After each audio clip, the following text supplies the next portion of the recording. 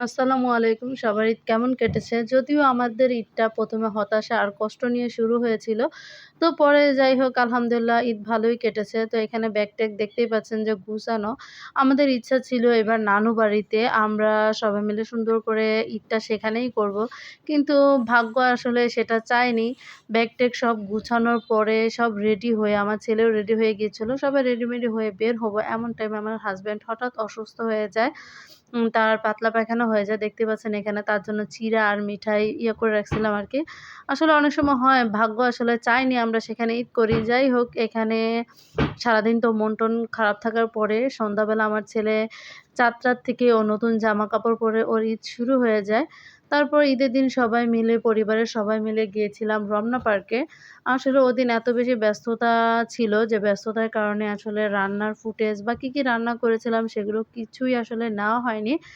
তো ঈদের ১ম দিন আর ২য় দিন মিলে ছোটখাটো কিছু ফুটেজ আমি নিতে পেরেছিলাম। সেগুলোই আপনাদের সাথে মানে শেয়ার করা আরকি।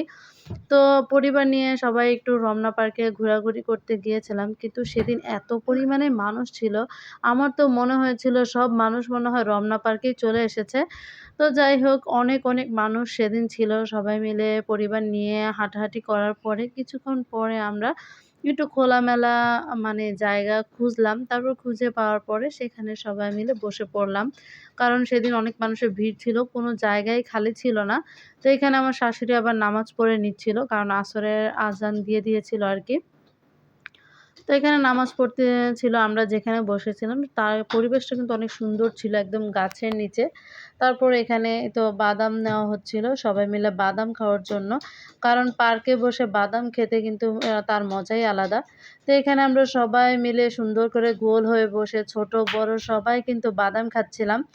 আ এই পরিবার নিয়ে আসলে এই মুহূর্তগুলো মানে সবসময় কিন্তু আসে না। আর পরিবার নিয়ে কোথাও ঘুরতে যাওয়ার এটা কিন্তু মজাই আলাদা। তো আমরাও চেষ্টা করেছিলাম সেদিন সবাইকে নিয়ে একটু ঘুরতে যাওয়ার জন্য। তারপর লেকের এখানে আসলাম। দেখলাম সেখানেও এত মানুষের ভিড় কি আর বলব। তো যাই হোক সেখানেও লেকের পাড়ে কিছুক্ষণ দাঁড়িয়ে থেকে এমনিই সৌন্দর্য উপভোগ করতেছিলাম। কারণ প্রচুর পরিমাণে মানুষ ছিল। কোনো একটা জায়গা খালি ছিল না। তাই এখানে আমরা কিছুক্ষণ দাঁড়িয়ে একটু উপভোগ করতেছিলাম। আর সেদিন পাখিরও এত সুন্দর কিচিরমিচির ছিল। ওয়েদারটাও মোটামুটি ভালোই ছিল, এত বেশি রোদ ছিল না। তো এখানে একটু শোনানোর চেষ্টা করতেছিলাম। পাখির ডাকগুলো শুনতে অনেক বেশি ভাল লাগতেছিল। তাই আপনাদেরকে একটু শোনালাম।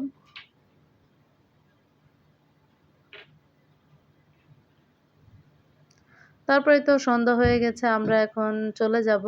এখানে আমার ছেলে তার ফুফু আর বাবার হাত ধরে হেঁটে যাচ্ছিল।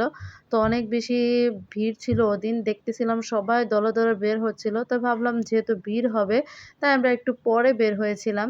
তো এখানে ২য় দিন গিয়েছিলাম দেবরের শ্বশুরবাড়িতে। সেখানেও আসলে খাবারের ফুটেজগুলো ব্যস্ততার কারণে নেওয়া হয়নি।